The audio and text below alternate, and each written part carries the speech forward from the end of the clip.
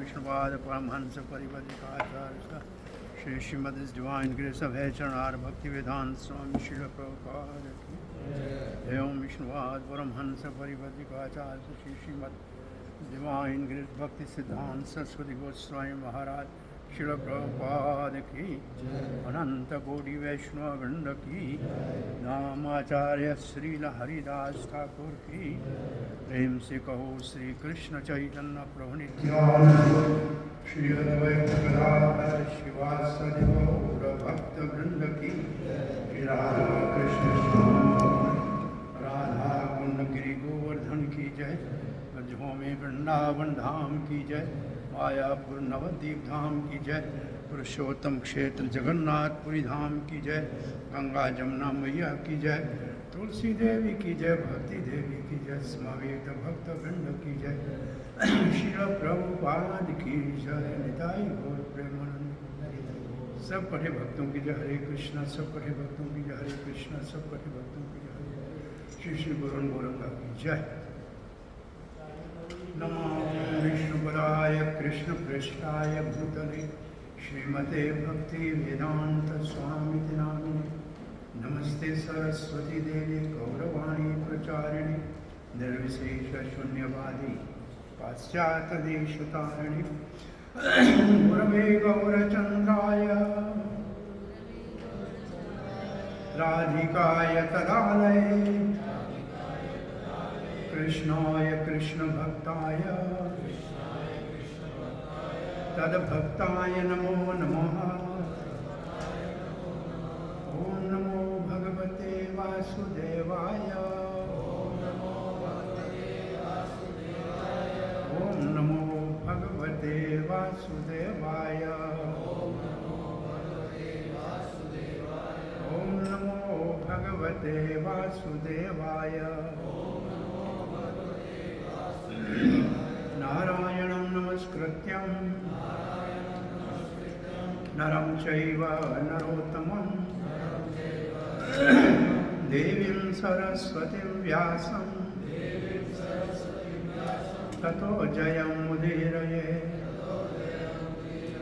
नष्टप्रायेषु भद्रेषु नित्यं भागवत सेवया भगवती उत्तम श्लोके भक्तिर्भवती नैष्टिकी। कृष्णाय वासुदेवाय देवकीनंदनाय च नंदगोपकुमाराय गोविंदाय नमो नमः। जय श्री कृष्ण चैतन्य प्रभु नित्यानंद श्री अद्वैत गदाधर शिवासादि गौर भक्त वृंद। हरे कृष्ण कृष्ण कृष्ण हरे हरे हरे राम राम राम हरे हरे। हरे कृष्णा। दामोदर मास में वेसु के इस्कॉन सेंटर में प्रातः भागवत के सत्संग में आपका हार्दिक स्वागत है। हम श्रीमद् भागवत महापुराण के 10वें स्कंद के 7वें अध्याय में भगवान के इस अध्याय का नाम है शक्टासुर तृणावर्त उद्धार। जो अध्याय के मध्य में है। आरंभ में शक्टासुर है और अंत में मृदु भक्षण है। दोनों के बीच में तृणावर्त उद्धार है। तो हमने परीक्षित महाराज की उत्कंठा और उत्सुकता देखी कृष्ण की लीलाएं सुनने के लिए। उसमें वो 7 लाभ लीला सुनने के बता रहे हैं। और ये लीलाएं क्योंकि मानव के समान है, मानव लोक में है, इसलिए मानव इसका अधिक लाभ ले सकता है, मन को इन लीलाओं में तल्लीन कर सकता है। सो अब सुखदेव गोस्वामी 14 श्लोकों में, श्लोक नंबर 4 से लेकर 17 तक सप्तासुर भंजन लीला का वर्णन करेंगे और 14 श्लोकों से ये भाव लिया है श्रीपाद वल्लभाचार्य ने कि 10 इंद्रियां और 4 अंतःकरण 14, 5 कर्म इंद्रियां, 5 ज्ञान इंद्रियां, मन बुद्धि अहंकार और चित्त, इन सबको आकर्षित करती है ये लीलाएं। जो पहले कहा गया ना, कान को आनंद देती है, मन को शांति देती है, अंतःकरण को शुद्ध करती है, तो ये सब तो मिला के 14 हो गए, 10 इंद्रियां और 4 अंतःकरण के अंग। तो ये 14 को ही शुद्ध पवित्र इनका शोधन करती है और इसी से तो भक्ति होती है। भक्ति किससे होती है? इंद्रियों से होती है, मन से होती है, वाणी से होती है। तो ये तो सब इसके अंतर्गत आ गया। तो भक्ति के लिए जो आवश्यक स्थिति है उसको तैयार कर देते हैं ये 14 श्लोक। तो अब लीला का शुभ आरंभ कैसे करते हैं सुखदेव गोस्वामी? कदाचित औथानिक कौत्सल कौतुक आपलवे जन्म रक्ष योग समवेत योषिताम वादितर गीत द्वेज मंत्र वाचिकई चकार शोनो अभिचेषणम सती। सती संबोधन है यशोदा माता के लिए। वो सती है क्योंकि उसकी मति कृष्ण में लगी हुई है। एक सती मति कृष्ण में जिसकी मति लगी हुई, जिसकी बुद्धि की सारी सोच कृष्ण ही है, केंद्र उसका। और दूसरा सती का सामान्य अर्थ है कि अपने पति के प्रति उसका अति आदर भाव और सेवा का भाव है। तो पहले नंद उत्सव तो नंद बाबा ने मनाया, जन्म का उत्सव तो नंद बाबा ने, उसका नाम नंद उत्सव है। तो अब ये 3 महीने का जब बालक हुआ और अपने आप गर्दन उठाने के और करवट बदलने का शक्ति आया, तो उसको कहते हैं औथानिक। औथानिक का मतलब सर उठाना या करवट बदलना। कौतक आपलवे, वो जब समय आया, प्रभुपाद जी लिखते हैं, जब बच्चा 3 या 4 महीने का होता है और अपने शरीर में अब फुर्ती आती है, सर उठा सकता है, उसको कहते हैं औतानक। औथानिक उठना, उठने का चेष्टा करना। तो वो उत्सव आया। तो ये उत्सव तो है माताओं का। तो ये माताओं के उत्सव है। वो था नंद बाबा का उत्सव, ये यशोदा मैया का उत्सव है। तो नंद बाबा की अनुमति से यशोदा माता ने क्या किया? समवेत योषिताम, जितनी भी उनकी सहेलियां थी उन सबको, योषिताम का मतलब स्त्रियों को बुलाया, समवेताम का मतलब सब मिल गए, सारे इकट्ठे हुए। ये संवेदना अपन पहले श्लोक भगवद गीता में पढ़ते हैं, धर्म क्षेत्र कुरुक्षेत्र समवेतान। संवेदना मतलब आके इकट्ठे होना। तो सब स्त्रियाँ इकट्ठी हुई। कोई खास विशेष दिन चुना था क्या? हाँ बोला, दिन चुना था। कौन सा? जन्म रक्ष योगी।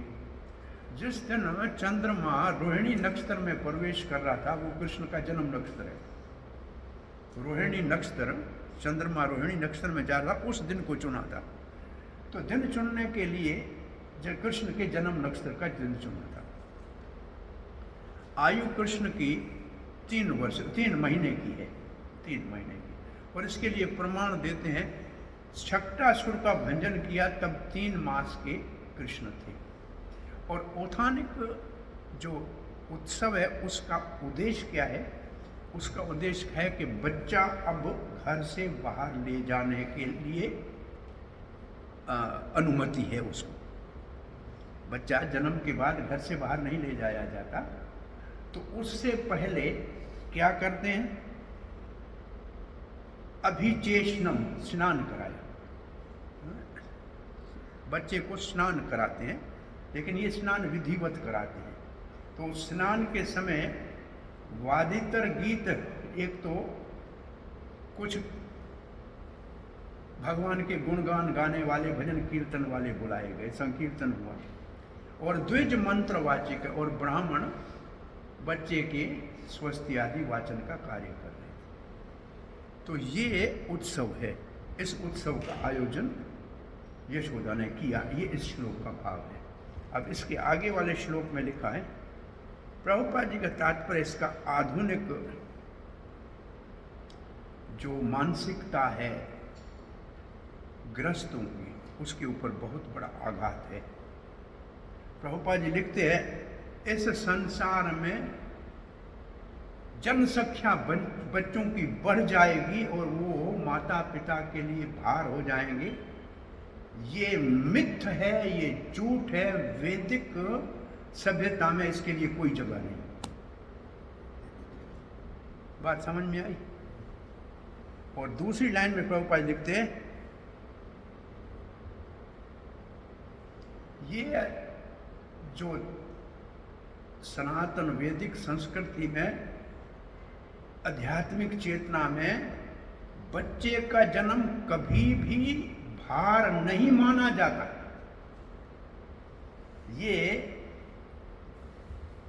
बादरेशन नहीं है।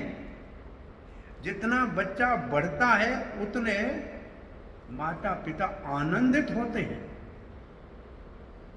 अब बच्चे ने केवल करवट बदली है तो इतना बड़ा उत्सव करने का शुभ अवसर आ गया। और प्रभुपाद लिखते हैं, अरे बच्चे के जन्म तो दूर की बात है, बच्चा माँ के उदर में आता है तो उत्सव हो जाता है। और दो तो संस्कार माँ के, बच्चे के 3 महीना का बच्चा होता है माँ के गर्भ में, तब संस्कार होता है। उसका नाम लिखा है कुछ स्वाद भक्षण। वो गर्भवती बच्चों के साथ भोजन करती है, बच्चे जो पड़ोस में हैं उनके साथ भोजन करती है, स्वाद भक्षण कहते हैं। और फिर बच्चा थोड़ा, मतलब बच्चे के जन्म से पहले गर्भधान संस्कार होता है। 7 महीने में समंत वो मांग भरने का, और ये पति करता है संस्कार। तो ये एक उत्सवों की झड़ी लगी होती है। वैदिक सभ्यता में बालक का जन्म और गर्भ कभी भी भार नहीं माना जाता था। ये आनंद का विषय हुआ करता था।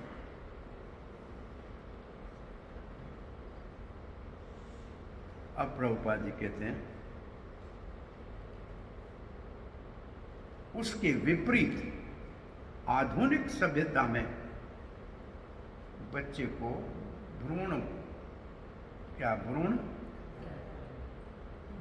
हत्या, बच्चे को जन्म से पहले मारने की बहुत बड़ा घिनौना पाप दुनिया के ऊपर, जिसके कारण ये दुनिया में बड़े युद्ध हो रहे हैं, तबाही मच रही है ना, इसके 2 ही कारण हैं, एक गौ हत्या, एक भ्रूण हत्या। और ये सरेआम सब जगह हो रही है, और ये दुनिया के विनाश का सूचक है। और ये दिन दहाड़े हो रही है। और प्रभुपाद लिखते हैं, कितना मानव समाज का पतन हो गया है कलयुग में। अभी तो कलयुग शुरू ही नहीं हुआ है, आगे इसकी क्या स्थिति होगी। और अपने आप लोग कहते हैं हम बहुत बड़े सिविलाइज्ड हैं, हम बहुत बड़े सभ्य हैं। ये सभ्यता की निशानी है क्या? जन्म से पहले बच्चे को एक, हम आपने कभी बताया था, एक गुजरात में है कि राजस्थान में एक डिंक फैमिली का कंसेप्ट है, आपने सुना है डिंक फैमिली? हाँ, double income no kids. DINK का अर्थ है डबल इनकम नो किड्स, उसका नाम है डिंक फैमिली। तो डोंकी भी ऐसा नहीं होता है। अरे उनसे पूछो कि तुम्हारे माँ बाप ने डिंक फैमिली किया, तुम कहाँ से आते? वो कहते हैं हम कमाएं, बच्चों के ऊपर खर्च करें, इसमें क्या है, ये कौन सी अच्छा, ये हम मेहनत हम करें, खा जाए सारे बच्चे, इसलिए बच्चे चाहिए ही नहीं, खाओ पियो मौज करो घूमो, ये टिग फैमिली, और इसको सिविलाइजेशन मानी जाती है। वास्तव में मनु संहिता में एक बच्चे वाली माँ को बांझ माना जाता है, एक संतान वाले परिवार को बांझ माना जाता है मनुस्मृति के अनुसार। इतना बड़ा सिख एक समुदाय जो है ना, ये हम हिंदुओं ने अपना दूसरा बेटा गुरु गोविंद सिंह को धर्म रक्षा के लिए दिया था। अब दूसरा था तब लिया ना, अब दूसरा है ही नहीं तो क्या दे। ये इतना बड़ा समुदाय धर्म रक्षक के लिए सेना बनी थी। अभी भी हम किसी के विवाह में जाते हैं तो हाथ जोड़ के प्रार्थना करते हैं, अरे भाई तो गृहस्थ आश्रम में जाए, पहला बच्चा तुम्हारा, दूसरा हमको दे दिया करो। अरे हमें संस्था के लिए, संस्था कैसे चलेगी, लोग कहाँ से लाएंगे भाई, भक्त कहाँ से बनाए, तुम्हारा एक एक बच्चा तुम तो दे नहीं रहे हो, फिर हम कहाँ से आसमान आपार के उगेंगे पेड़ के ऊपर क्या बच्चे, क्या आसमान से गिरेंगे क्या। आप अगर रेवेन्यू में जाके रिसर्च करें, भारत की भूमि सबसे ज्यादा साधुओं के नाम में है। पुराने जो अखाड़े और बड़े बड़े संप्रदाय है, हजारों एकड़ों के हिसाब से उनकी भूमि है। दूसरे नंबर पे रजवाड़े हैं, तीसरे नंबर पे जमींदार है। अब उन भूमि का कोई साधु का अकाल आ गया है जी। अब उनके ऊपर लोग नाम के साधु बन के उसको बेच रहे हैं, बांट रहे हैं। अरे गौशालाओं की इतनी धरती गौशाला की पड़ी है, गौशालाओं की भूमि का, अरे हर शहर के बाहर 2 किलोमीटर का पूरा गौचार भूमि अंग्रेज ने भी रखी थी, हम वो भी खा गए। तो ये स्थिति जो है,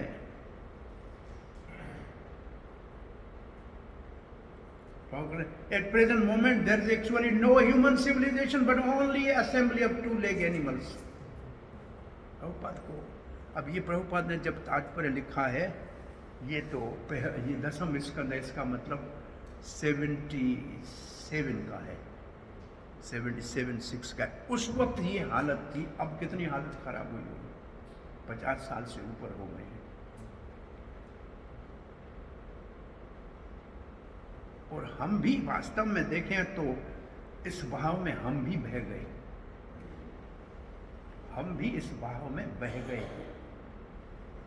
तो ये कोई अच्छा सूचक नहीं है वास्तव में सभ्यता के उन्नति का।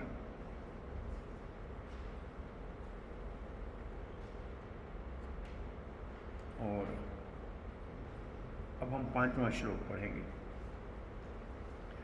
नंदस्य पत्नी कृत मजना अधिकम। नंदस्य पत्नी, नंद की पत्नी सती, इसे पहले सती कहा और सती की परिभाषा देते हैं नंद की पत्नी। और नंद की पत्नी का एक अर्थ है आनंद बिखेरने वाली, नंद गेहिनी, नंद के घर में आनंद को बिखेरने वाली। और नंद के आनंद भयो, नंद का बालक हुआ कभी नहीं कहती, नंद के आनंद भयो। तो भगवान तो आनंद कंद है, और नंद के घर में आनंद आया है, तो ये नंद के घर में आनंद बिखेरने वाली यशोदा कृत मजान अधिकान। मज अधिकान मतलब उसने क्या किया, सारे परिवार ने घर में स्वयं स्नान किया, मार्जन किया, मज का मतलब स्नान किया, फिर बच्चे को स्नान कराया, कृष्ण को स्नान कराया जब वो 3 महीने का था। और फिर क्या किया, विप्रैकृत स्वस्त्यायनम सुपूजितै। फिर जो वेदज्ञ ब्राह्मण थे, विप्र थे, उनसे स्वस्ति अयनम, स्वस्ति वाचन कराना, स्वस्ति नो इंद्रो बृहस्पति, तो स्वस्ति वाचन बच्चे के कल्याण के लिए कराया। स्वपूजित, अच्छी तरह से पूजा करके, ऐसे नहीं अरे महाराज स्वस्ति वाचन कर ले, ऐसा नहीं। पहले क्या किया, अनाद्य वास सृग अभीष्ट धेनुना, उनको पहले तो भोजन कराया, बहुत अच्छा स्वादिष्ट खीर रबड़ी खिलाई, फिर कपड़ा दिया, वस्त्र दिया, फिर माला पहनाई, फिर अभिष्ट उनको जो चाहिए, यानी कि अन्न आदि, बहुत प्रभुपाद ने कहा sufficient grains and other eatables, कपड़े, शर्क अभिष्ट धेनु भी। इस शर्क अभिष्ट धेनु भी का अर्थ है, एक तो उनको माला पहनाई और दूसरी वो गाय जो उनको पसंद थी, इष्ट भी, जिनका पहला बछड़ा था, और उन गायों को भी मालाएं पहनाई, रत्न की मालाएं पहनाई, सिंगों के ऊपर सोना चढ़ा दिया, चांदी खुरों के ऊपर चढ़ा दी, पूंछ में हीरे मोती माणक ऊपर रेशमी कपड़ा दे दिया, दोहने के लिए चांदी का बर्तन दे दिया। उन ब्राह्मणों को ये उदारता से दान, वैश्य गरीब नहीं होते थे, वे जिनका गाँव धन, जैसे घर में गाय होती थी ना, उसके घर में धन की कमी नहीं होती थी। आप देखेंगे ये कितना उदारता से दान दे रहे, और उन सबको ये दिया। और उसके बाद क्या किया, संजात, अब जब ये सब स्वस्ति वाचन हो गया, बच्चे का स्नान हो गया, पूजा आदि हो चुकी, तो यशोदा मैया ने देखा संजात निद्राक्ष कृष्ण को आंखें बंद हो रही है, नींद आ रही है। तो क्या किया, अशिष्य शनैः, अपने बेटे को नींद आने का थोड़ी आंख बनते वो बिल्कुल हिलना बंद कर दिया यशोदा ने, कि बच्चा कहीं जाग न जाए। इतने सारे घर में मेहमान हैं, बच्चे की नींद आ रही है तो नींद टूटनी नहीं चाहिए। और इसको प्रभुपाद ने तात्पर्य में लिखा है कि माता का स्नेह कितना है, कि बच्चे के लिए कितनी चिंता में है, कि बच्चे को नींद आ रही है तो इतने मेहमान हैं फिर भी बच्चे के ऊपर ध्यान है। अभी हम इसी साल मार्च में भागवत कथा दुबई में कर रहे थे। एक महाराज थे, हम 1.5 घंटा वो बोलते थे, 1.5 घंटा हम बोलते थे। हमने पूरे भागवत के अध्यायों को बांट लिया था, और 1.5 घंटा एक दिन पहले मैं बोलता था, दूसरे दिन महाराज पहले बोलते, हम अल्टरनेट करते थे। तो जिनके उनका स्कूल है, रीजेंट स्कूल है, जो बड़ा हाल है उस साइड से, इससे मेरे ख्याल में कोई 5-10 गुना बड़ा होगा, वो फ्री में देते हैं सेवा के लिए। वो सिंधी परिवार है, शकुंतला माता जी मानकानी। तो हम महाराज को हमको कहा था कि आप 12 बजे दोपहर को हमारे घर आना।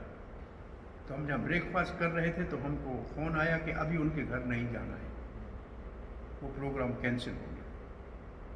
तो हम संडे का प्रोग्राम नॉर्मल जो था, फ्राइडे पे उनका संडे प्रोग्राम, उसमें चले गए। संडे प्रोग्राम खत्म हो, बोला अब हमारे घर चलो।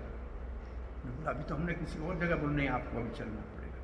तो हमने पूछा कि ऐसे क्यों किया, बोला उस वक्त हम चाह रहे थे, हमारे घर में पहला बच्चे का जन्म हुआ था, आप साधु आए हुए तो आशीर्वाद देने, उस वक्त बच्चा सो गया था। अब उस वक्त आप आते, हम बच्चे को उठाते, ये हमारा बच्चे के प्रति जो है वो तो जानता नहीं है, वो तो बोल नहीं सकता है, लेकिन इसका मतलब हम उसके ऊपर तो अत्याचार करते ना। तो हमने आपका प्रोग्राम कैंसिल कर दिया, अब बच्चा जाग गया है, आप कृपा करके आप आइए घर। हम फिर घर गए उनके, और आश्चर्य ये है कि मानकानी के बहू रशियन है, वो रशियन है, फिर भी आदर के साथ उन्होंने, मैं कह रहा हूँ बच्चा सो गया तो उन्होंने प्रोग्राम कैंसिल कर दिया। ये भाव इसको आप थोड़ा सा लें कि कितना उसका महत्व होता है, कि बच्चे के, वो बेचारा बोल नहीं सकता है, हम अपनी मर्जी से उसको जब चाहें तब सुनाएं, जब चाहें उठाएं, ऐसे नहीं कर सकते हैं। आदमी तो कुत्ते के भी पीछे चलता है, जब वो पोटी करेगा तभी खड़ा रहेगा। तो बच्चे के लिए तो कुछ करना चाहिए ना। ये सब कुत्ते से स्नेह करते हैं, और बच्चों के लिए कोई समय नहीं है इनके पास। ये बहुत बड़ी समस्या है सर। तो ये प्रभुपाद का लिखना है। बच्चे को सोने जैसा उसको देखा तो माँ बड़ी एकदम सावधान हो गई कि हिलू नहीं, कहीं बच्चा जाग न जाए। और फिर क्या किया हुए उसने, बर्तन आदि आचार्यों ने और लिखा है। अब आगे का 6ठा श्लोक पढ़ रहे हैं। औत्थानिक कौत्सक्य मना मनस्विनी, ये जो उत्सव घर में हो रहा था ना उत्थान का, मना मनस्विनी, ये यशोदा के लिए मना मनस्विनी शब्द है, और नंद बाबा के लिए शब्द है महामना। महामना उसको कहते हैं जिसका दिल इतना बड़ा हो, मानो घर में 500 रुपया हो तो 5000 रुपया खर्च करने की दिल रखता हो। उसको महामना कहते हैं। महामना का मतलब जिसको देने में सोचता नहीं है, जो है बच्चे से ज्यादा तो कीमती नहीं है ना, अब बच्चे का हित है तो जो, और वहां यहां मना मनस्विनी का प्रभुपाद जी ने अर्थ लिखा है उधार। किस बात में? भोजन, वस्त्र, आभूषण, गाय, जिसको जो चाहिए, जिसकी जो आवश्यकता है उसको देने में जो उधार है उसको कहते हैं मना मनस्विनी, बड़े दिल वाली, उधार चित्त। ये उधार चित्त के पीछे शब्द वेदों में क्या है पता? उधार चित्तानां वासुदेव कुटुंबकम। ये जो वासुदेव कुटुंब याद करते हैं ना सब, उसके आगे की लाइन ये है उधार चित्तानां, जिनका चित्त विकसित है, उधार है। और ये चित्त उधार कैसे होता है ये भी भागवत में लिखा है। शृण्वताम श्रद्धया नित्यम गृणतश्च स्वचेष्टितम कालेन अधिदीर्घेण भगवान विशते हृदय प्रवेश कर्ण रंध्राणाम स्वानाम सरोवरम। भगवान की कथा कान के द्वारा हृदय में जाती है ना, तो हृदय कमल जो है वो ऐसे विकसित होने लगता है। इसको कहते हैं उधार चित्त। भगवान की कथा हृदय को विकसित करती है और भगवान उसके अंदर जैसे आते हैं, भाव सरोवरम, वो सरोवरम कमल को कहते हैं। कमल और विकसित होता है भगवान के आने से, तो और खिल जाता है।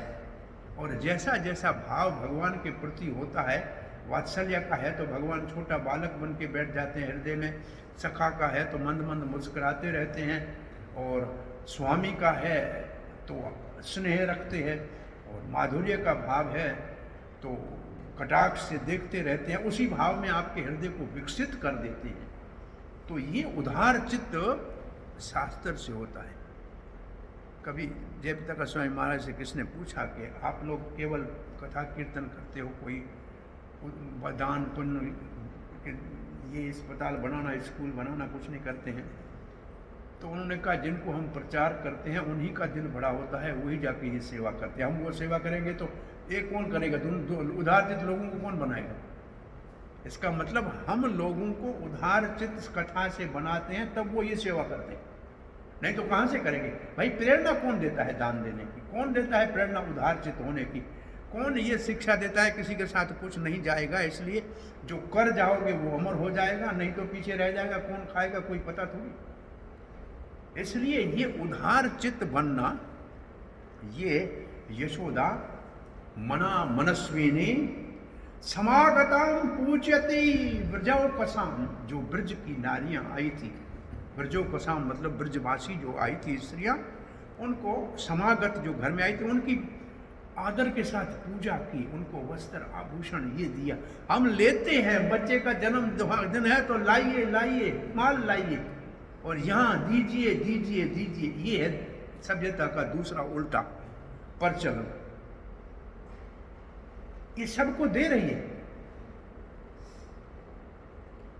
और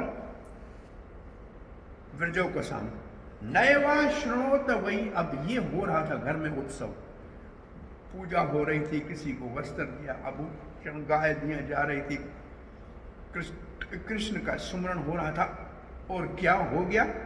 नैव श्रणोति, इस बातचीत के हुल हंगामे में, उत्सव के शोर में सुना ही नहीं यशोदा ने, और किसी ने नहीं सुना। क्या न श्रणोति वही रुदितम शुद्ध से, अरे इसका बेटा रोया, उसने नहीं सुना। बच्चा रोया, उसने नहीं सुना। रुदंतम, क्यों रोया? स्तन अर्थी, उसको तो मां का दूध पीने की इच्छा हुई थी। कृष्ण मां के स्तन पान करने के लिए रोया, और रोने के साथ क्या किया? चरणाव उदक्षितम, अये अपने पांव को ऐसे, जैसे बच्चा रोता है तो पांव को उछाला। कहां बच्चे को सुलाया था ये आगे आएगा। तो इस श्लोक में दो बातें लिखी है। प्रभुपाद जी तात्पर्य में लिखते हैं, इसका अर्थ है माता ने, घर में शोर था ना, तो शांति से बच्चा बाहर जो घर के आंगन में एक बहुत बड़ा कितना बड़ा था, उसका बड़ा आकार लिखा हुआ है वास्तव में, और लकड़ी का एक बैलगाड़ी की तरह छकड़ा बना हुआ था, और उसके ऊपर दूध दही मक्खन के बर्तन रखे हुए थे। यही तो बड़ा धन है। वो धन ऊपर रखा था, उसके नीचे कृष्ण को सुला दिया था। प्रभुपाद लिखते हैं उस घर के बाहर जो छकड़ा था उसके नीचे कृष्ण को सुला दिया। शोर से बच्चे की नींद खुल न जाए, इस भाव से।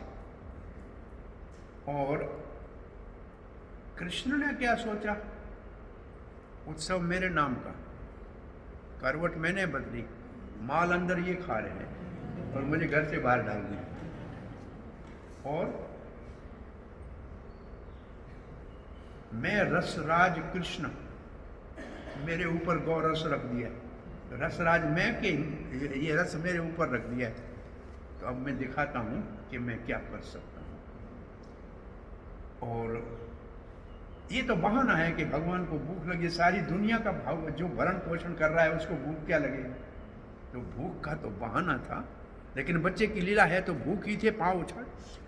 और ये तो था भगवान का स्नेह का भाव माता और घर में आई हुई मौसियों की तरफ। लेकिन वास्तव में प्रभुपाद लिखते हैं एक शक्टासुर नाम का असुर उस बैलगाड़ी में घुस गया था। इसका नाम था कच्च नाम का, ये एक उत्कच नाम का एक असुर था, जिसको ब्रह्मा जी ने श्राप दिया था वो अदृश्य वायु के रूप में कहीं भी प्रवेश कर सकता है। और ये बहुत घोर असुर था, और कंस ने इसको कृष्ण को मारने के लिए ब्रज में भेजा था। उत्कच की कथा गर्ग संहिता में लिखी हुई है। किसी ऋषि के साथ शराब का भी उसमें वर्णन है, और ब्रह्मा के शराब से ये जो है वो हवा की तरह इसके आ गया था। अब प्रभुपाद ने लिखा ऑन पिली ऑफ डिमांडिंग सक हर मदर्स ब्रेस्ट, ये तो बहाना था दूध पीने का, पर वास्तव में भगवान ने असुर मारने के लिए ये लीला की। और फिर प्रभुपाद लिखते हैं माता तो घर में आए हुए जो अतिथि थे उनकी सेवा में लगी हुई थी, और उस समय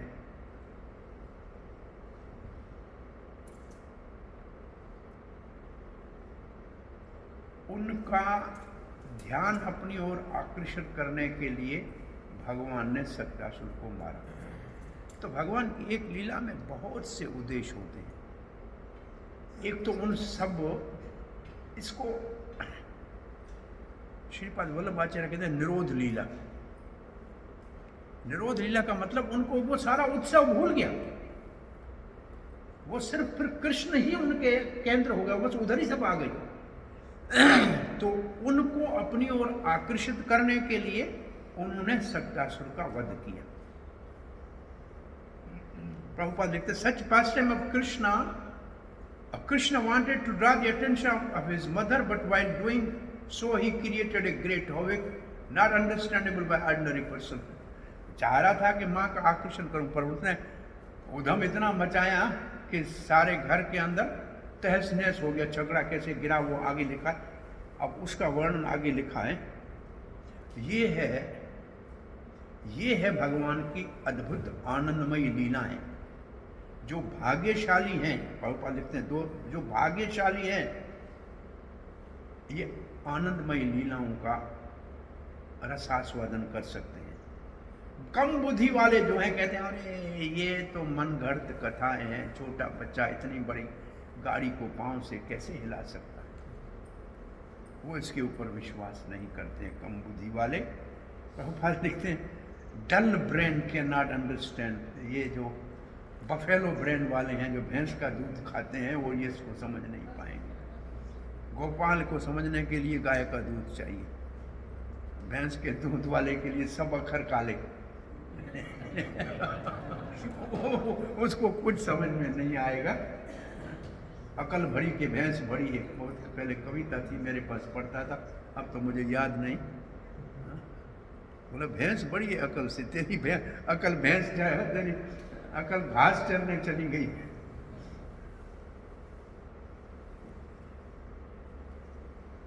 और महाराज परीक्षित की इच्छा को पूरा करने के लिए इस लीला का वर्णन कर रहे हैं। और सुखदेव महाराज भी इस उदार चित्त से इस लीला को कह रहे हैं।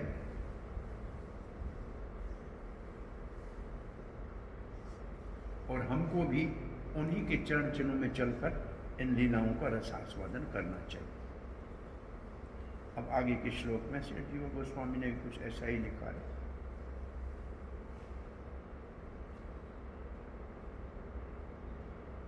अब 7वां श्लोक पढ़ रहे हैं।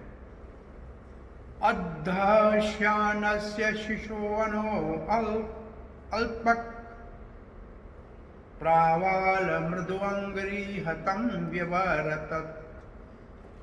अध नीचे, अध का मतलब नीचे, श्यानस्य जिसके नीचे सोए हुए थे, शिशु छोटा सा बच्चा 3 महीने का है, अनो अल्प का, और उनका जो अनो अल्प अब इतना बड़ा नहीं था, अंत जो अंत है, ये अंत है, शिशु अंत, वो जो छकड़े के नीचे सोए हुए थे वो छोटे थे। अल्प का प्रवाल, उसके पांव कितने छोटे थे, प्रवाल मृदु अंग्री, भगवान के चरण नए नए जो कच्चे पुष्प निकलते हैं ना किसी वृक्ष में, प्रवाल कहते हैं, बहुत नाजुक है, उससे हतम, उसको छकड़े के एक्सल को पांव मारा, व्यवरत। और व्यवरत का अर्थ है छकड़ा, वैसे लिखा है छकड़ा आकाश में उड़ गया।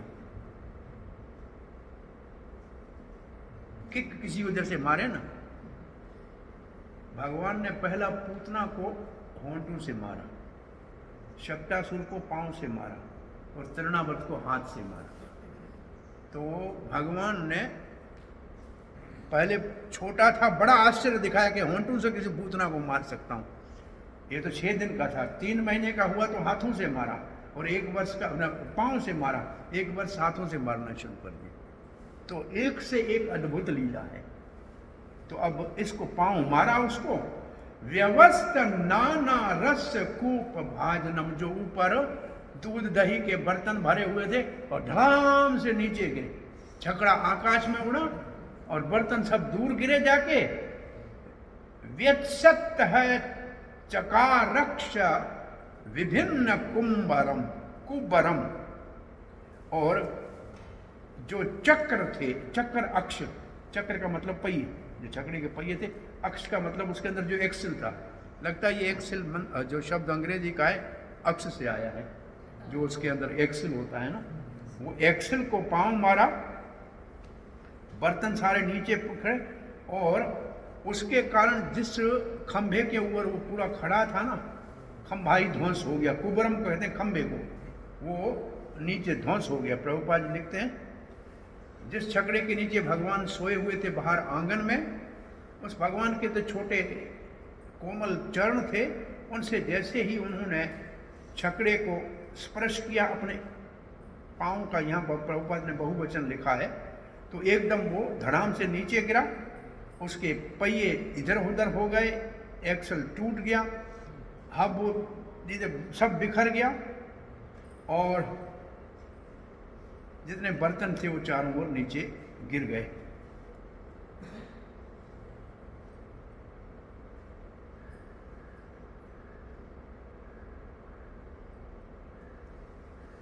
प्रभुपाद ने इसमें लिखा है कि चक्रवर्ती पाद कहते हैं वामन देव की तरह बड़ा पांव करके लंबा नहीं किया, उसी छोटे कोमल पांव से बड़े छकड़े को गिरा के भगवान ने अपनी एक दिव्य लीला का प्रदर्शन किया कि भगवान इसको प्रभुपाद कहते हैं भगवान तब भी भगवान है जब 6 दिन के है, भगवान तब भी भगवान है जब 3 महीने के है, भगवान बनना नहीं पड़ता है, भगवान पहले से होता है। तो ये भगवान की लीला है। भगवान की सारी शक्तियां भगवान में सब जगह सब समय होती हैं, जब चाहें तो प्रदर्शन करें, नहीं चाहें तो नहीं करें। तो यहाँ प्रभुपाद लिखते हैं कि वामन अवतार में बड़े हुए थे, यहाँ बड़े भी नहीं हुए, नरसिंह अवतार में भी इतने बड़े हिरण्यकश्यप को मारने के लिए बड़े हो गए थे, लेकिन यहाँ भी कोई हथौड़े नहीं मारे, इसके कुल्हाड़ी नहीं लाए, कुछ भी नहीं किया। कृष्ण अवतार में भगवान को ऐसे कुछ बड़ी शक्ति को प्रदर्शन करने की आवश्यकता ही नहीं पड़ी। न नरसिंह जैसा विकराल रूप लेने की आवश्यकता पड़ी, न वामन जैसा त्रिविक्रम बनने की जरूरत पड़ी। इसलिए कृष्ण तो भगवान स्वयं है, इसलिए स्वयं भगवान श्री कृष्ण, वो सब इसी में समाये हुए हैं, उन्हीं के माध्यम से ये काम कर लिया होगा।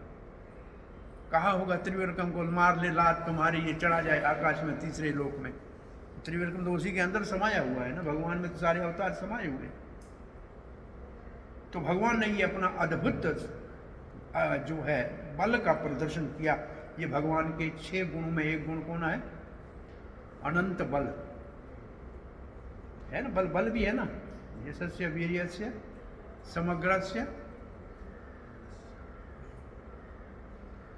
तो अब आगे का श्लोक पढ़े। अब बर्तन कौन से थे? चक्रवर्ती पाद लिखते हैं बर्तन कौन से थे? Utensil of gold and silver were scattered, सोने चांदी के बर्तन थे और वो बाहर आंगन में रखे हुए थे। इसका मतलब सेठ कितना धनी होगा वो परिवार जिसके सोने के बर्तन बाहर आंगन में पड़े थे, सोने चांदी के बर्तन। इसका मतलब लोगों के घर में इतना धन था कि किसी की चोरी करने की आवश्यकता नहीं थी। 89 में हम पहली बार अमेरिका गए थे, न्यू वृंदावन। तो वहाँ सर्दी होती है, तो मक्खन जो था ना, जैसे नमक की बोरी बाहर रखते हैं ना, ऐसे नमक बाहर पड़ा, मक्खन बाहर पड़ा होता था। मक्खन पिघलता तो है नहीं बाहर, और बोरियां मक्खन की बाहर पड़ी होती थी। मक्खन बाहर करिए, यहाँ तो एक तो होता ही नहीं है, देखने को नहीं मिलता है, और है तो उसको तो और दबा के फ्रिज में रखते हैं। और वहाँ तो भगवान की इतनी बड़ी फ्रिज है कि मक्खन की बोरियां बाहर पड़ी हैं तो पिघलती भी नहीं है। हमें आश्चर्य लगा, वो तो मक्खन की बोरियां थी वहाँ, लेकिन इतना बड़ा, उसको धनी कहते हैं, मक्खन बाहर रखते हैं। लेकिन ये तो उससे कितना बड़ा धनी है, सोने चांदी की बर्तन बाहर रखे पड़े थे। सोने चांदी के बर्तन बाहर पड़े थे और उनको कोई चिंता नहीं थी। ये उनके असल में समृद्धि का सूचक है। इसका मतलब धरती और गाय से जो जुड़ा हुआ है वो हमेशा समृद्ध रहता है, सुखी रहता है, संतुष्ट रहता है, क्योंकि ये चिंता नहीं है कि दुकान बंद हो जाएगा, दूध मिलेगा कि नहीं मिलेगा। ये चिंता नहीं है कि आटा कहाँ से आएगा, अपने घर में गेहूं है, अपने घर में चक्की है और आटा जब चाहे तब जितना निकाल लेंगे। इसलिए ये तो प्रसिद्ध है कि आजकल के आप सब धनी लोग, हम पुराने ज़माने के गांव वालों की नज़र में तो कहा जाए कि बहुत गरीब हो के आपके घर में 6 महीने का भोजन, किसी के घर में सामग्री है 6 महीने की, 1 महीने का है बस, ज़्यादा हो गया। और गांव के किसी गरीब के घर में जाओ जिसका खेत और बैल 2 हैं, 12 महीने का धान अनाज घर में होगा पक्का, गेहूँ होगा, चावल होगा, दाल होगा, ये सामान होगा। घर की गाय है तो दूध होगा, घी होगा। अब धनी वो कि आप, और उसका माल असली, आपका माल नकली। तो वो, अरे हमारे घर में कोई 10 मेहमान आ जाए तो पिछले दरवाजे से आदमी भेजना पड़ता है, जा बाहर से दूध लेके आ। तो हम नाम के दिखावा का जो है शो बाटल हमारा सिविलाइजेशन है, और वो असली सभ्यता है जिसमें किसी चीज की अभाव नहीं है। इसलिए प्रभुपाद जी ने कहा है, लेकिन इसी का अभी तक किसी ने अनुसंधान नहीं किया है। 1 एकड़ जमीन और 1 गाय हो तो कुछ किसी से मांगने की जरूरत नहीं है। इसका अनुसंधान अभी तक किसी ने नहीं किया। ये 66 की बात होगी, बॉस्टन में कोई 5-6 भक्त रहते थे, मंदिर छोटा सा था, और तब मंदिर को चलाने के लिए एक भक्त को नौकरी करनी पड़ती थी, उसकी तनख्वाह से मंदिर चलता था, बाकी सेवा करते थे, एक नौकरी करते थे। एक बहुत सरल भक्त था, उसका नाम था आनंद कुमार। उसने कहा प्रभुपाद जी लिखते हैं कीर्तन करो, आपका भगवान सारी आवश्यकताएं तो छोड़ो, आपके सारे जो है मनोरथ पूरे करेंगे।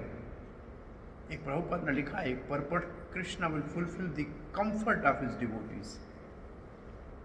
आवश्यक है, नीड्स नहीं, कंफर्ट, उसका मनोरथ पूरा कर देते हैं। उसने कहा तो फिर प्रभुपाद ने लिखा है चलो एक हम करके देखते हैं प्रयोग। कहा कि आज हम 4 लोग चलते हैं शहर के बीच में कीर्तन करें। और मृदंग करताल उठाया, शंख भी ले लिया साथ में, जाके शहर के बीच में कीर्तन किया। 1 घंटा कीर्तन किया, लोग इकट्ठे हो गए और कीर्तन बंद करके शंख बजाया और शंख को फिर उल्टा करके ऐसे चारों ओर घूमे। तो किसी ने उसमें 50 सेंट डाले, किसी ने 10 डाले, किसी, और उन्होंने गिना $14 हो गया। और बोला ये तो हमारे को 15 दिन की तनख्वाह इतनी नहीं मिलती है, हमको 2 घंटे में मिल गया। इसका मतलब प्रभुपाद ने लिखा है बात सच्ची है। दूसरे दिन का आज फिर चलते हैं संकीर्तन करने। अब तो उनका उत्साह बढ़ा हुआ था, फिर कीर्तन को और थोड़ा लंबा करके किया और शंख बजाया तो $25 हो गए। बोला नौकरी छोड़ो, नहीं करनी नौकरी, रोज संकीर्तन करने चलो और भगवान अपने आप देगा, तो चिंता करने की क्या जरूरत है। तो ये अभी प्रयोग किसी ने नहीं किया है कि एक गाय और 1 एकड़ जमीन से कोई समृद्ध सुखी रह सकता है, किसी ने ये प्रयोग किया नहीं है। क्योंकि एक तो बेचारे को गाय धोना नहीं आती है और खेत जोतना नहीं आता है, इसलिए क्या करे। तो ऐसा कोई साहस करने वाला निकला नहीं। लेकिन प्रभुपाद ने ये कहा है तो है सत्य, है भी सुख का जीवन, लेकिन कर कोई नहीं पाया है अभी तक। कोई इसका प्रयोग किसी ने किया नहीं, लेकिन उसका किया संकीर्तन से। आज भी हमारी पदयात्रा जो भारत में चल रही है, वो पदयात्रा सिर्फ पुस्तक वितरण से अपने आप को मेंटेन करती है। 40 भक्त होते हैं, 4 बैल होते हैं, 1 ट्रैक्टर होता है, 2 बैलगाड़ियां होती हैं। वो केवल अपने आप को मेंटेन नहीं करते हैं पुस्तक वितरण करने से। उन्होंने रिटायर पदयात्रियों के लिए भवन भी बनाया है पंढरपुर में। उन्होंने एक वृंदावन में भी जगह लिए पदयात्री रिटायर हों उनको रहने के लिए, कि भाई 25 साल जो पदयात्रा में काम किया उसके बाद उसको रहना खाने की व्यवस्था होनी चाहिए, मात्र पुस्तक वितरण करने से। अभी भी और वो कुछ नहीं कर जाते हैं, कीर्तन करो, पुस्तक वितरण करो और सब काम चल रहा है इतने लोगों का सब। तो ये सब संभव है और ये सरल इसी को कहा है सिंपल लिविंग हाई थिंकिंग। ये जो यहाँ लिखा है प्रभुपाद जी आगे है, हाँ ये चक्रवर्ती बहादुर पढ़ने, ब्रह्मांड पुराण से हमें ये पता लगता है जो असुर आया था उस छकड़े में, ब्रह्मांड पुराण में इस असुर का वर्णन है जिसको उत्कच कहा गया है।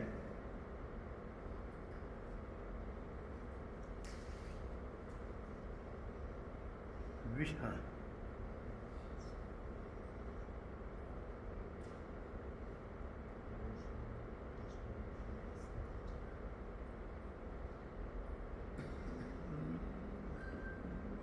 जीव गोस्वामी पाल लिखते हैं, भगवान विष्णु के अवतार जब नरसिंह हुआ तो हिरण्याकश को बड़ी शक्ति से मारा। राम जी ने तो बाल लीलाएं मानव जैसी बचपन में दिखाई, परंतु भगवान श्री कृष्ण ने बचपन की लीलाओं के साथ इतना मधुर बाल लीलाएं तो कर रहे थे, उसके साथ इतना बड़ा अद्भुत आश्चर्य भी दिखाया। अर्जुन विष्णु धर्म में लिखता है, कह रहा है इतना छोटा बच्चा था और इतना बड़ा छकड़ा था जो ताल वृक्ष इतना बड़ा था। ताल वृक्ष कोई 25-30 फुट ऊपर होता है, ताल वृक्ष इतना बड़ा था और भारी था और भगवान के चरणों से वो उलट गया। कैसे ये संभव है? 6 हाथ बड़ा था। ब्रह्मा जी दूसरे स्कंद में कहते हैं, तोकेन जीव हरणम तद अलुकली काया। वो जो छोटे 6 दिन के कृष्ण थे ना, वो उलकली काया, उलकली कहते हैं उल्लू के शक्ल की पूतना आई थी। पूतना को कहते हैं उल्लू के शक्ल वाली, उलकली का, हाँ उलकली काया त्रैमासिक पाद शक्तो अपर्वता। ये ब्रह्मा जी कह रहे हैं, 3 महीने में शक्त को उलट दिया, 6 दिन में पूतना का वध कर दिया। यद रिंगतांतरगतेन द्विस्पर्शो, बस जो 2 पेड़ों के बीच में रेंगते चल गए, उन्मूलम इति तरोर अर्जुनयो, और 3 साल के थे तो 2 अर्जुन पेड़ों को उखाड़ के नीचे फेंक दिया दामोदर ने। ये ब्रह्मा जी प्रार्थना कर रहे हैं इस बात की। ये सब जीव गोस्वामी पाद ने ये सब उदाहरण दिए हैं, और सनातन गोस्वामी पाद ने भी ऐसा ही उदाहरण दिया है। अब एक श्लोक मेरे ख्याल में और पढ़ने नहीं, टाइम तो हो गया 8 श्लोक, कल ये लीला पूरी हो जाएगी, इस सत्र में इतना ही होगा। दृष्ट्वा यशोदा प्रमुखा व्रज स्त्रियः औथानिक कर्मणि यः समागता नन्दालश्चाद्भूत दर्शनाकुलाः कथम स्वयं वही शक्तम विपर्यगात्। वो सब जो मौज में लगी पड़ी थी अंदर में, उन्होंने कहा ये छकड़ा अपने आप कैसे गिर गया। ये छकड़े के दृष्टवा यशोदा, उन सब ने देखा, आंखों के सामने देखा, विशेष रूप से देखा किसने होगा, लिखा है प्रमुखा यशोदा, बेटा तो उसका सोया हुआ था ना, तो हृदय था उसका उधर एकदम पहले गया होगा नजर कि झगड़ा गिराने मेरा बेटा उसके नीचे, बाकी को तो दूसरा ध्यान, पहले प्रमुखा यशोदा ने उधर देखा, फिर सारी स्त्रियां वहां भागी जो उत्थान के उत्सव में आई थी, और नंद आदि और नंद बाबा आदि भी जो थे वो सब वहां इकट्ठे हो गए। अद्भुत बात देखा, अरे ये कितना बड़ा छकड़ा कैसे उलट गया, किसने उसको, ये बच्चा तो नहीं, और इसके नीचे बच्चे को कुछ लगा तो नहीं, नहीं बच्चा ठीक है, बिल्कुल कुछ नहीं हुआ है इसको। और आकुलाहा, वो व्याकुल हो गए वो सारे, ये कैसे हुआ, अपने आप थोड़ी टूट सकता है, किसने, कोई भूत प्रेत आया, क्या हुआ, अलाई बलाई कैसे आ गई। तो यशोदा ने कुछ छोटे बच्चों को कहा था, आप देखता रहना, बच्चा रोए तो मुझे बुलाना। वो छोटे जो बच्चे थे उनसे पूछा किसने तोड़ा, इतने पाँव मारा, इतने पाँव मारा, तो उन्हें देखा था इसने पाँव मारा, और वो कहते ये बच्चे हैं, इसकी बात कौन मानता है, अरे इसके पाँव से कोई झगड़ा टूटता है क्या, उनको विश्वास नहीं है। तो ये हम 8वें श्लोक तक आज रखते हैं, इसका तात्पर्य प्रभुपाद ने लिखा नहीं है, तो कल 14 श्लोक है, ये पूरे कर देंगे। हरे कृष्ण। किसी का कोई प्रश्न जिज्ञासा है?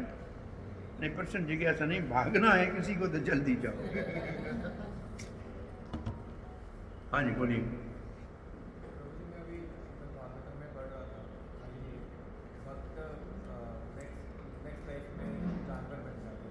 कौन? भगवान के बहुत महान भक्त जैसे इंद्रजिम्न महाराज है, भरत महाराज है, ये नेक्स्ट लाइफ में पशु बन गया, भरत हिरण बन गया वो, और इंद्रजिम्न महाराज इंद्र में हाथी बन गए। हाँ हाँ।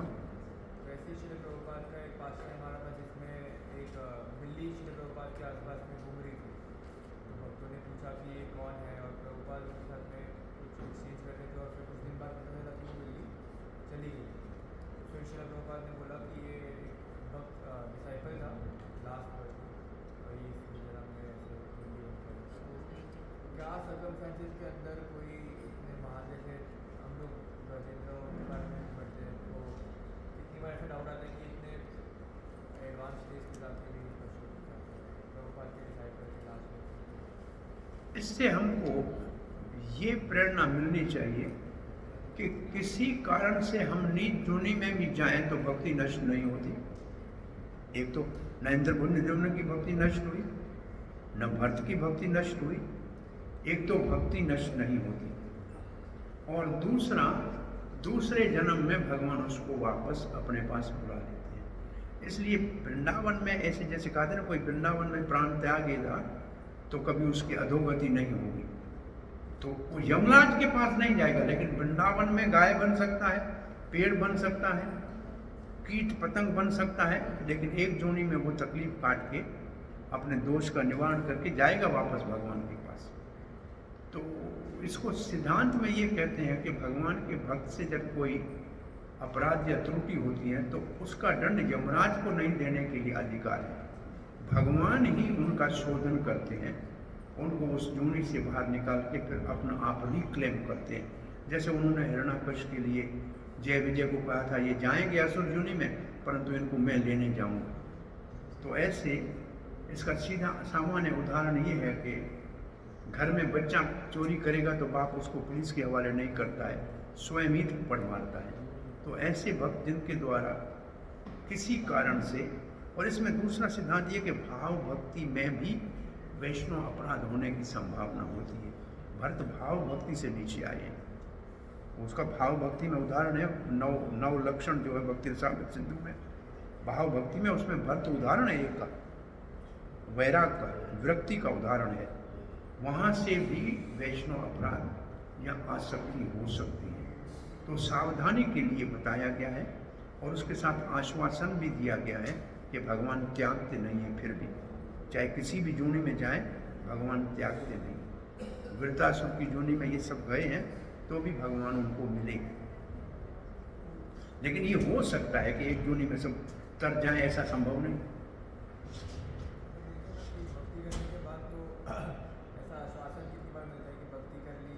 अधोगति नहीं होगी उसका, ये तो फिर मुकंदर का भाव है। भगवान ने कहा कि 1000 जन्मों के बाद मिलेगा, बोला नाचने लगा, बोला 1000 जन्म क्या बात है, मिलेंगे तो सही ना। तो ये आश्वासन भी तो है ना कि 1 जन्म या 2 जन्म में मिल जाए भगवान, तो ये सौदा खराब तो नहीं है, तो अच्छा ही सौदा है।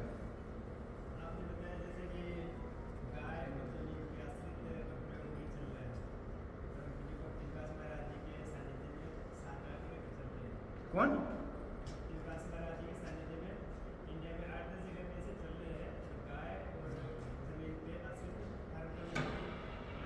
नहीं, मैं कहता हूँ प्रयोग एक व्यक्ति ने व्यक्तिगत 1 एकड़ जमीन का और गाय का नहीं किया है, परंतु जमीन का कर रहे हैं। गाय अभी भी मैं नंदगांव में उसमें मैं गया था, गाय का नाम निशान नहीं था, बैल से खेती नहीं, अब हो सकता है आ गया हो, लेकिन बैल नहीं था, ट्रैक्टर से अभी तक खेती हो रही थी। अभी मैं एक स्टेप आगे बढ़े हैं, लेकिन अभी बैल संभाल, जैसे गाड़ी चलाने के लिए ट्रेनिंग लेनी पड़ती है, ऐसे बैल चलाने के लिए भी ट्रेनिंग चाहिए।